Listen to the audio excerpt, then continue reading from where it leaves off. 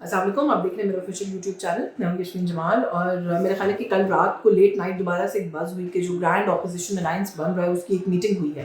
और खुफिया मुलाकात में इसलिए कह रही हूँ, उसको मैंने पहले भी कहा था कि मीडिया को कोई ख़ास खबर नहीं थी जब पहले भी असद कैसर साहब ने शायद दिया था और पहली मरतबा शाहिद खाकान अब्बासी और इस तरह के एक दो नाम सामने आए थे, मुस्तफ़ा नवाज़ खोखर साहब के, ये लोग उस ग्रैंड अलायंस का हिस्सा जो है वो बनने जा रहे हैं। और ये ऑपोजिशन का अलायंस है, it's now going to be a real thing.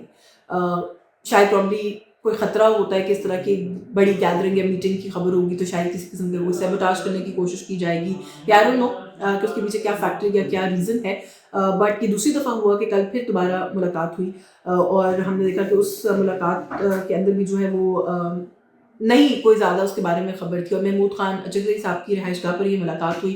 Mahmood Khan अचगज़ई साहब के हवाले से बात की जाए तो वो पिछले कुछ अरसे से हम देख रहे हैं कि उनका जो नैरेटिव है, उन्होंने एग्रेशन उसके अंदर उसको थोड़ा सा ज़्यादा स्टेप अप किया। वैसे भी उनका एक अंदाज़ है, वो एक मखसूस अंदाज़ और तरीके से बात करते हैं। और हमने ये देखा कि अब वो ये उनका ये कहना कि इस हुकूमत के ख़िलाफ़ तो जहाद जो है वो बनता है हम पर, हमें करना चाहिए, और फिर उसके बाद उनके घर पर ये मीटिंग होना, ऐसा लग रहा है कि अपोजिशन अपने आप को ना सिर्फ इकट्ठा कर रही है बल्कि कहीं ना कहीं ऑर्गेनाइज भी कर रही है। क्योंकि कल जो मुलाकात हुई उसके अंदर कुछ थोड़ी सी एक दो सब्सटैंशियल चीज़ें फॉर्मलाइज होती हुई हमने देखा कि हमें नजर आई हैं, जिसके अंदर लाइक फॉर एग्जांपल जो अपोजिशन रहनुमा है उन्होंने इस बात के ऊपर इत्तेफाक किया है कि जो दीगर अपोजिशन जमातें हैं, जो आपस के ताल्लुकात हैं, उनको फॉर्मलाइज करने के लिए और बढ़ाने के लिए एक तो दूसरा ये कि जो मुल्क में इस वक्त डिफरेंट चैलेंजेस हैं, उसके लिए एक तो ऑल पार्टीज कॉन्फ्रेंस बुलाई जाए, उसके ऊपर एक जो है वो इत्तेफाक हुआ है ऐसे रवाबित बढ़ाने के लिए, और एक नेशनल एजेंडा ड्राफ्ट करने के लिए कि इस वक्त हमें किस चीज़ की ज़रूरत है मुल्क को टर्मोइल से निकालने के लिए। एक स्टीयरिंग कमेटी जो है वो बना दी गई है, जिसकी सरबराही जो है वो शाहिद खाकान अब्बासी साहब करेंगे।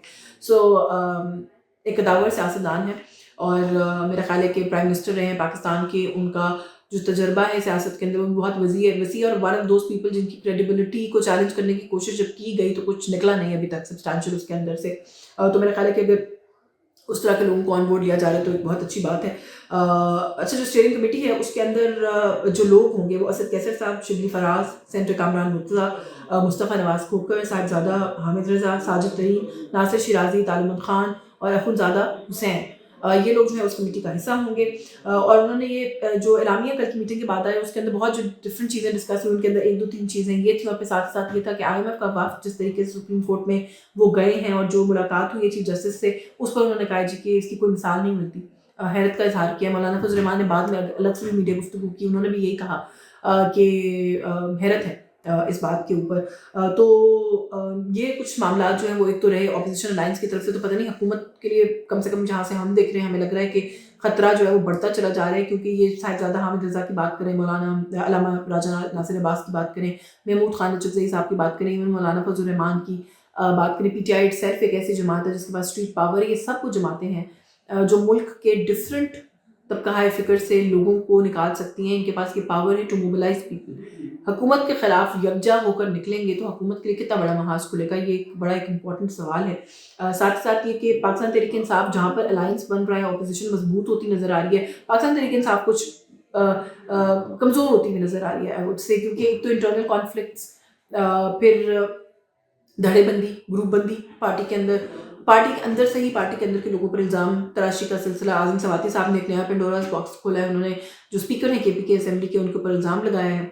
उन्होंने कहा है जी कि कॉम्प्रोमाइज्ड क़यादत है पार्टी के अंदर, मेरी जब इमरान खान से दोबारा मुलाकात होगी मैं इन सबको फारिग करवाऊंगा।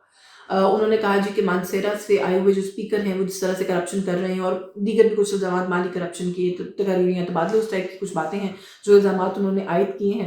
और उन्होंने कहा है कि ये मामला जो है वो अली अमीन गंडापुर साहब की नाक के नीचे हो रहा है लेकिन इसको देखा नहीं जा रहा। जिसके जवाब में मेरा ख्याल है कि बड़ा एक हाई मॉरल ग्राउंड लिया है जो बाबर सरीन सवाती साहब हैं। उन्होंने चीफ मिनिस्टर को ख़त लिखा है और कहा है कि जो सारे इल्ज़ाम उस पर लगाए गए, मेरा ताल्लुक मानसेरा से है, सवाती साहब का ताल्लुक भी मानसेरा से है, मैं चाहता हूँ कि इसकी इन्वेस्टिगेशन हो और मैं I want to come out clean on this, क्योंकि मैं मानसरा के अवाम को जवाब दे हूँ और मैं नहीं चाहता कि इस तरह का कोई भी जो डाउट है वो मेरे ऊपर कास्ट किया जाए। सो आई थिंक कि ये एक इस तरह का कदम है जो कि लेना चाहिए था। This goes on to show कि that person wants to come out clean.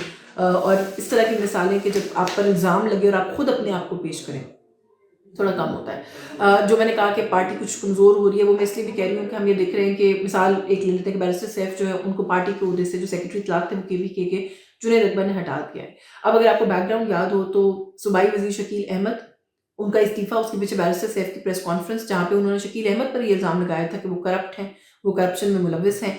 उस वक़्त भी जुनैद अकबर साहब के पास ये ओहदा नहीं था, लेकिन उन्होंने बाहर निकल कर डिफेंड किया था शकील अहमद साहब को और कहा था कि ये ज़्यादती हो रही है, वो एक जेन्युइन वर्कर है, वो करप्ट नहीं है और ये इल्ज़ाम लगाया गया है। जुनैद अकबर साहब को जैसे ही सूबाई सदारत मिलती है, वो आके बैरिस्टर सैफ को सूबाई जो तंज़ीमी ओहदा है उससे जमात के हटा देते हैं। सो यहाँ पर भी एक रिफ्ट जो है वो हमें लग रहा है कि है, शायद सुनाई दे रही है। बैरिस्टर सैफ के बारे में ये बात रहे कि याद रहे कि बहुत से तजियाकारों की बात करूँ, कुछ लोग ऐसे जो कि कुछ खबर रखते हैं, वो समझते हैं कि शायद वो कॉम्प्रोमाइज़ लोगों में से मेरे साथ खुद बात करते हुए मेरे एक प्रोग्राम में अलामा राजा नासिर अब्बास साहब ने कहा था कि पाकिस्तान तहरीक इंसाफ को उनके किरदार के ऊपर सोचना चाहिए, गौर करना चाहिए, क्योंकि हमें वो कॉम्प्रोमाइज़्ड वो शख्स लगता है। पता नहीं वो किसकी बातें सुनता है और कहाँ से बात सुनकर वो फैसले करता और वो बयानात देता है। तो उन्होंने कहा था कि हमें एतमाद नहीं है बैरिस्टर सैफ के ऊपर इन सो मेनी वर्ड्स।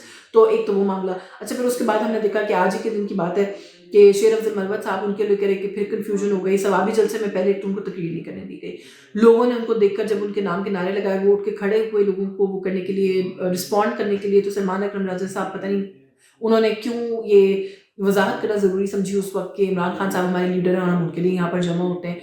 तो अब इसकी कोई भी एक्सप्लेनेशन दे जो कि पीटीआई दे रही है, this goes on to show कि राजा साहब ये चाहते थे क्लैरिफाई हो जाए कि ये लीडर नहीं है या कोई और लीडर नहीं बन सकता, तभी ये बात कहने की ज़रूरत पड़ी। और फिर उसके बाद हम ये देख रहे हैं कि अब ये रूमर है कि इमरान खान साहब ने ये कहा है कि शेर अफजल मरवत को पार्टी से निकाल दिया जाए।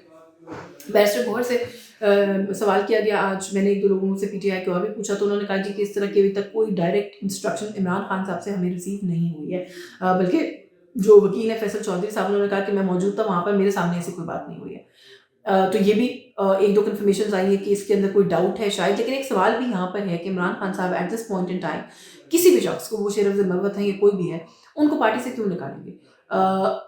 पार्टी से निकाल कर क्या नेशनल असेंबली की वो सीट लूज करना पीटीआई अफोर्ड कर सकती है, जो कि पीटीआई को ऑलरेडी क्लेम है कि जितनी सीट्स है उसकी डबल पीटीआई के वो सारी उनसे छीनी गई हैं। तो क्या एक और सीट कंसीड करना, छोड़ देना, किसी को पार्टी से निकालेंगे, फिर वहाँ पर इलेक्शन होगा, वहाँ पर कौन आएगा? मेरा ख्याल है इट्स एनीबॉडीज गेस। तो क्या पाकिस्तान तहरीक इंसाफ या इमरान खान इस पॉइंट इन टाइम पे ये फैसला कर सकते हैं? बट आई थिंक एक आध दिन में क्लैरिटी इसके ऊपर आ जाएगी।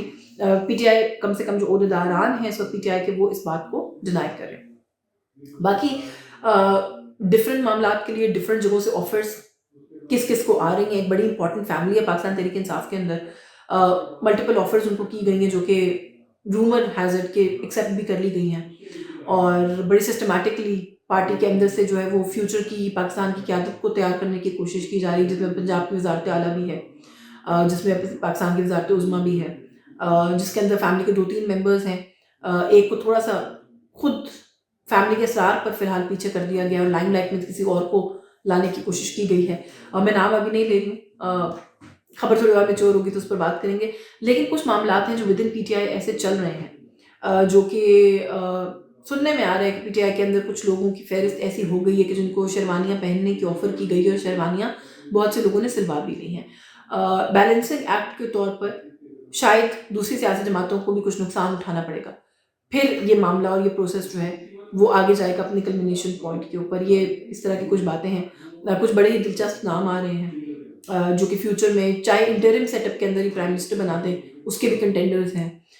तो बहुत कुछ हो रहा है डिफरेंट फ्रंट्स के ऊपर और ये भी बड़ी एक मुस्तनद अब ज़राए ये बात रिपोर्ट करें कि डिफरेंट तरह की ऑफर्स अभी रिसेंट पास्ट के अंदर भी इमरान खान साहब तक पहुंचाई गई हैं जो कि उन्होंने एक्सेप्ट नहीं की है। बट एनीवे, आने वाले दिनों में देखते हैं कि जिन कुछ डायनामिक्स की मैं बात करी उसके अंदर कितनी तब्दीली आती है और क्या मामला जो है ये किस करवट जो है वो जाकर बैठता है।